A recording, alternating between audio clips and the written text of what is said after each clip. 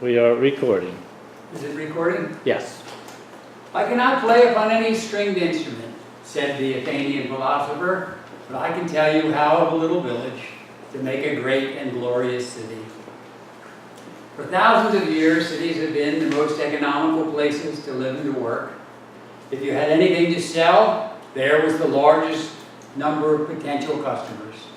If you had anything to buy, there was the largest and choicest selection and the cheapest possible price. Today, American cities are plagued with unemployment, a shortage of housing, slums, crime, pollution, and a shrinking tax base. And yet, every city has within its borders the material resources and the inherent incentives to build and rebuild its houses, its businesses, its infrastructure, its economy, and its tax base. Even Detroit has the potential to become a model of efficiency. What is a modern city? But a piece of land with a well-developed infrastructure, a lot of people per acre, and a lot of buildings, some of them tall. Aren't the suburbs with shopping centers and tract housing simply low-density cities? The key to understanding how a city works is as simple as the reason why two identical buildings, apartments, offices, commercial buildings, rent for significantly different amounts of money. And the three reasons are, you could say it. Location, location, And location. Every building sits on a piece of land at some location. Every productive activity takes place on a piece of land at some location. So let's make a distinction between the buildings and the land or location on which they sit. The value of buildings will be relative to the cost of labor and materials, what they cost to produce, the cost of reproduction minus any wear and tear.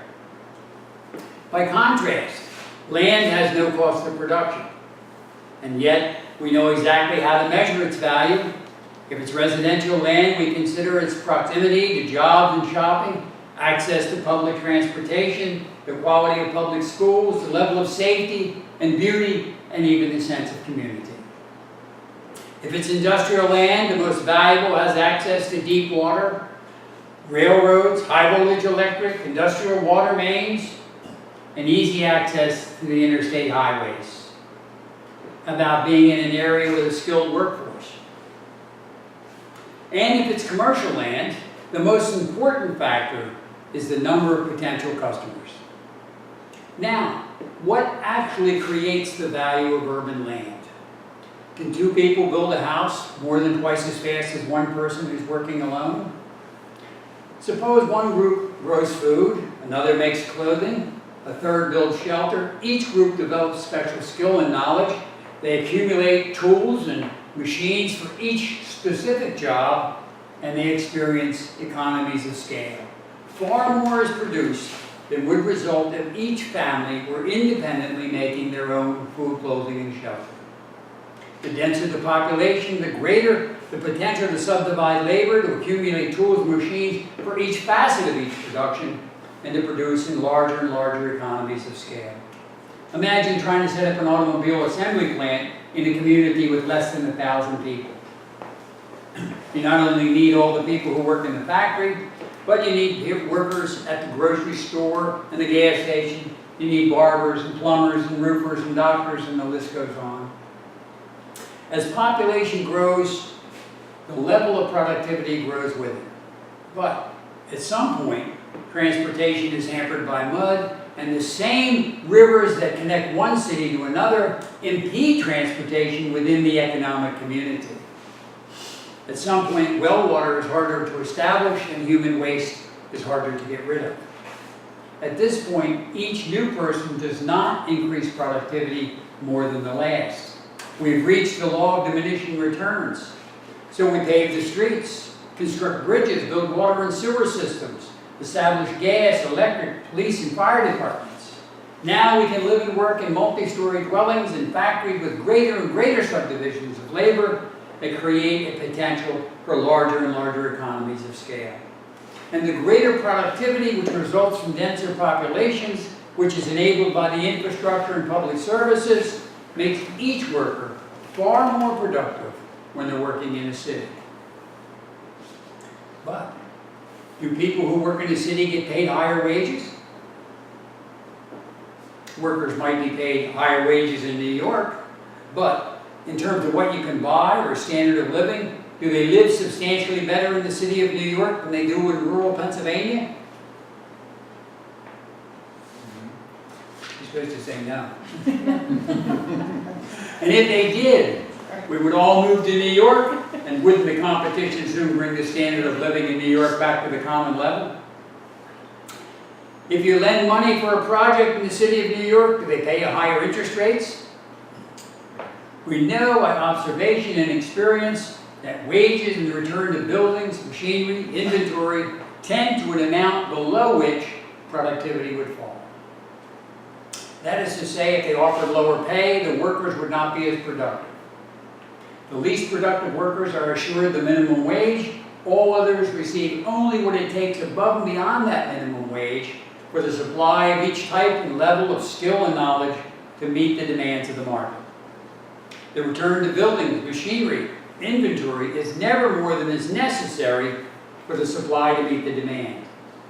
The greater productivity, which results from superior opportunities and denser populations, which is enabled by the infrastructure and public services, attaches itself to the land. That greater productivity over and above what goes to labor and capital is exactly what gives value to land. And to see this clearly, you only need to suppose that city government was dissolved. All the police and firemen go home, followed by the sewer and water and street repairmen. Off goes the street and traffic lights. It would cost more to construct a building, to produce a loaf of bread. No police, no clean water, no roads that require at least a four-wheel drive vehicle. The cost of production would go up. Things produced within the city would be more expensive. The value of land would fall. Governments do not increase wages or the value of food, clothing, shelter by the expenditure of public revenue. The only value that governments actually help to create is the value of land. And yet, when cities go to finance public expenditures, they tax buildings, sales, wages, and income. Only a small percentage of the total revenue comes directly from the value of land.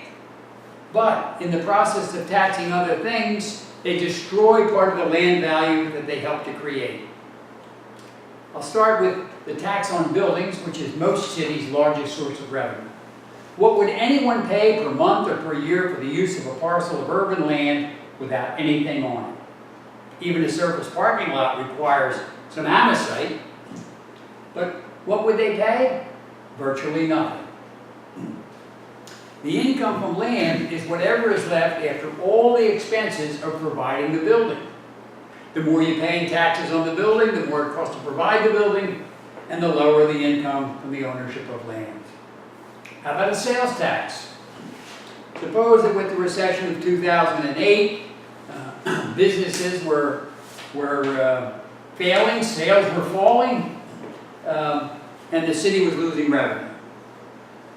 They're about to lay off the police and firefighters, street repairmen, etc., etc. But because the city of New York is so important to the status and prestige of the state of New York, the state's portion of the sales tax was exempt within the borders of the city. That's 4% less than the price of all taxable items. And because New York is America's greatest city, with so many corporate headquarters, the United Nations, the stock exchange, Washington decides to send New York City $1 billion a year to help with expenses. Would New York be a better place to do business? As more people, more and more things were bought and sold, what would happen to the rental value of each commercial location? Up it goes. Turn it around. What would happen if they doubled the sales tax? Would more or less people want to buy and sell things in New York? And the rental value of land that's good for selling things would go down. What if they doubled the tax on workers? Wouldn't less people want to live and work in New York? How would the employers keep their workers? How would they attract new ones? Wouldn't they have to offer higher wages? The more they have to pay in wages, the less they're willing to pay for floor space. Indirectly, for the land. And if they own the real estate, the less they have left after they've paid wages, the less their unearned income from their ownership of the land. You can raise the minimum wage and then you can tax it back, but free market wages tend to an amount below which productivity would fall. Taxes are paid out of what would otherwise go to the owners of land. This is not a problem in areas where land values are high. All cities could raise taxes in their most valuable areas and they would still be profitable. We know this because in spite of the taxes now levied, the land in those areas sells for millions and millions of dollars an acre. If taxes were raised in the best areas, the land would sell for less, but there would have to be a colossal increase in tax rates before the most valuable areas of any city would become unprofitable. The problem is that tax rates on buildings, sales, wages are applied at the same rate throughout the city. In the worst areas of old industrial cities like Philadelphia, Detroit, or Cleveland, there are thousands of parcels where the disadvantages already add up to more than the advantages. How about New York? Are there any places like that within the 5 boroughs? Any investment in those areas would yield less than the prevailing rate of wages and interest. In other words, there's no potential to make a profit. Any increase in tax rates and the non-profitable areas will get bigger. And the reason we know this for certain, that these areas have no potential to make a profit, the land is worth, how much? 0. You can't even give it away. And cities would like to do just that. The land is worthless because on average, every dollar invested in it will yield less than the bank or anything else of equal risk. And that's when people refuse to reinvest in a neighborhood.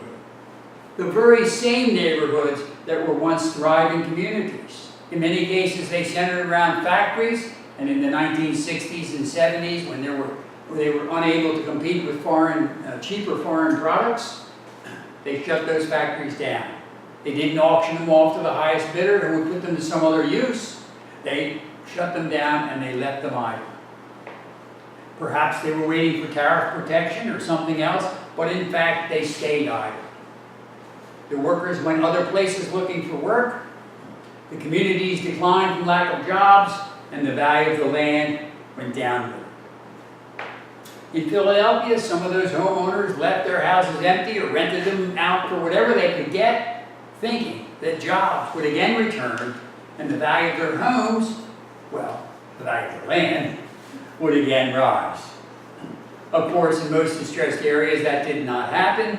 Redevelopment money was spent in some areas. A few areas were revitalized, and that probably encouraged landowners to hold on.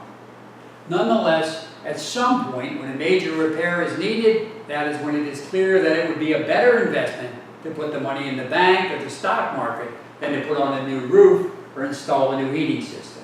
And that is when land and buildings are abandoned and cities stop getting revenue.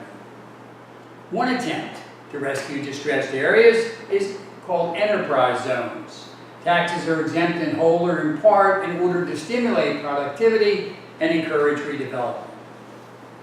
I have no doubt they have made some difference in distressed areas where they have been enacted, but they only address one extreme manifestation of urban problems. And I want to acknowledge brownfields, which are enormous, polluted, unusable areas of old industrial cities. The land cannot be redeveloped until it is cleaned up. The issue of liability and the enormous expense of cleanup were certainly factors in preventing their redevelopment, but they were not the only reasons the factories were shut down and not sold when they were first shut down and the workers were laid off. Under the current system, Every time they raise tax rates, another area that's just barely profitable becomes unprofitable for reinvestment. Eventually, these distressed areas would yield no revenue at all. And that is why some economists think that Philadelphia and other old industrial cities are approaching the point where if they raise tax rates, they will actually get less revenue. Now, let's focus on the better areas of every city. How many vacant lots are there that could be sold tomorrow? How many empty buildings are sitting on valuable land that could be sold tomorrow? They get no income from the land or the buildings. They're just sitting idle. And they have to pay the real estate tax. If it's in New York and it's vacant, they pay at least 1% of whatever the assessor says it's worth. And if it has an empty building, they pay 4% of whatever the assessor says it's worth every year.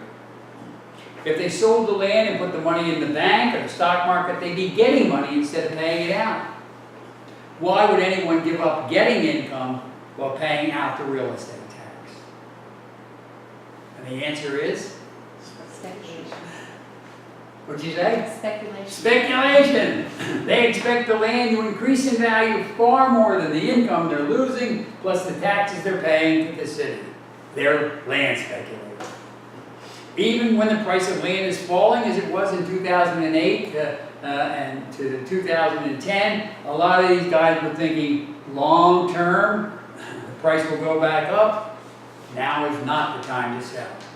And if they park cars or rent out of a dilapidated building with a leaky roof, whatever income they get offsets the taxes paid to the city and adds to their overall profit. Sometimes they rent out the first floor of a commercial building. That's where the greatest amount of income is generated. They leave the upper floors vacant, empty, and ill repair. Because when and if they get ready to sell, they're going to tear the building down. Land speculation, non-use and underuse of land, grossly reduces the number of jobs, dwellings, and public revenue. Cities need money. It costs as much to pave the streets and maintain the pipes and wires in front of a vacant lot as one where people are living or working. It costs as much for the police and fire to travel past empty buildings as all the rest.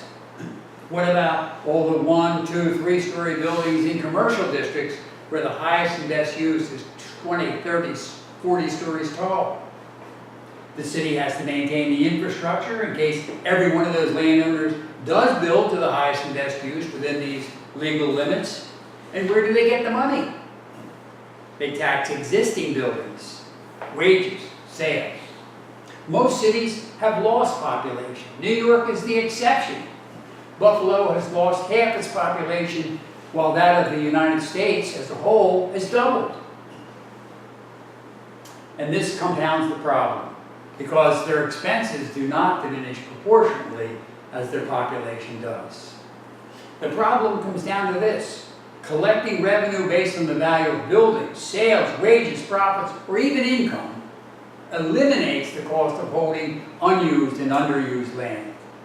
And underused and unused land results in a shortage of jobs, housing, and revenue, which manifests itself in slums, crime, and impoverished populations.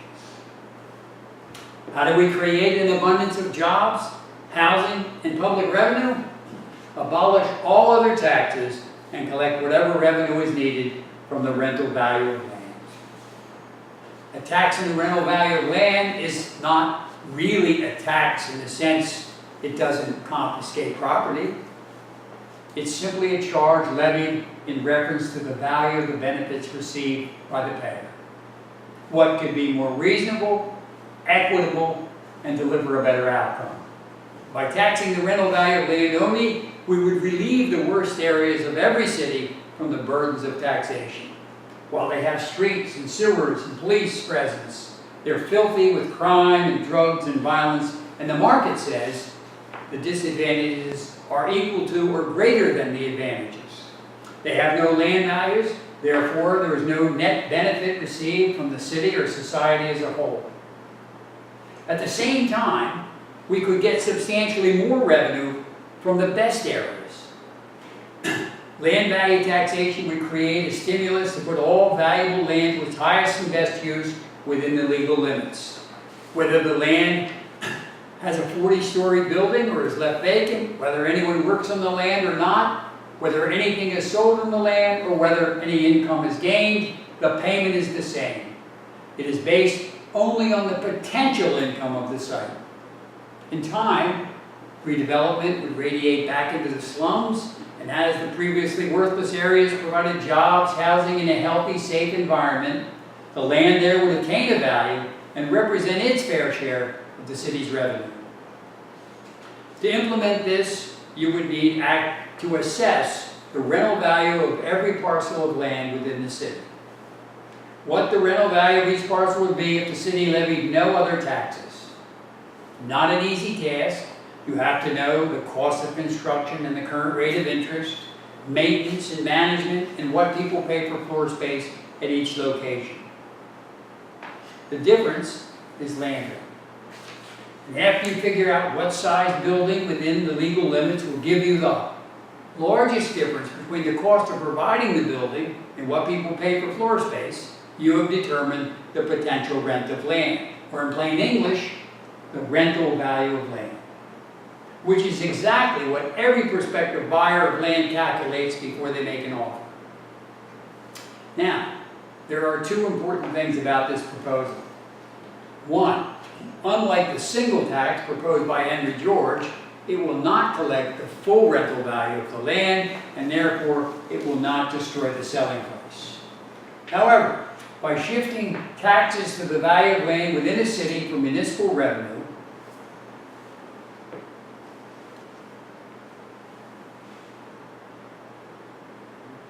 it will grossly reduce land speculation and blight within that city. As every owner of valuable land puts it to use, it will increase the number of jobs and units of housing and its population.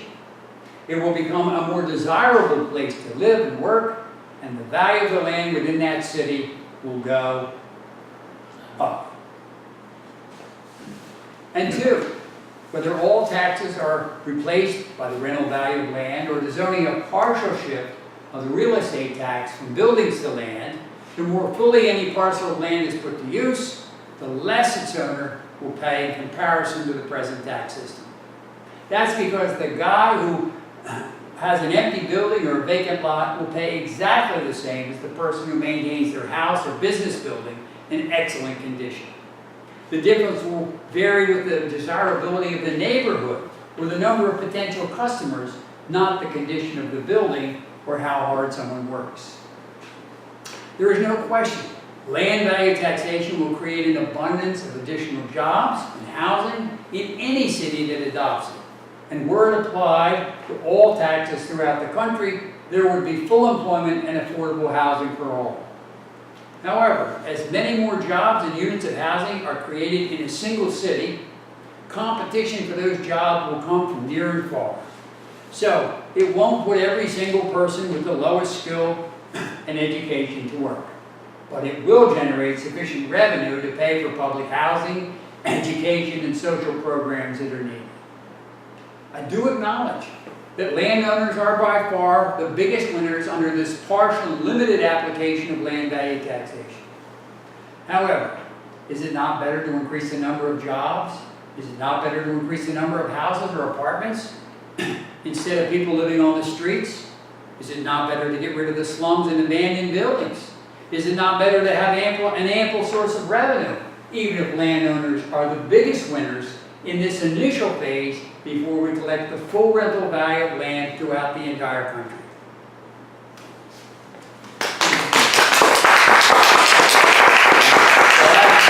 That's the best part. We're done.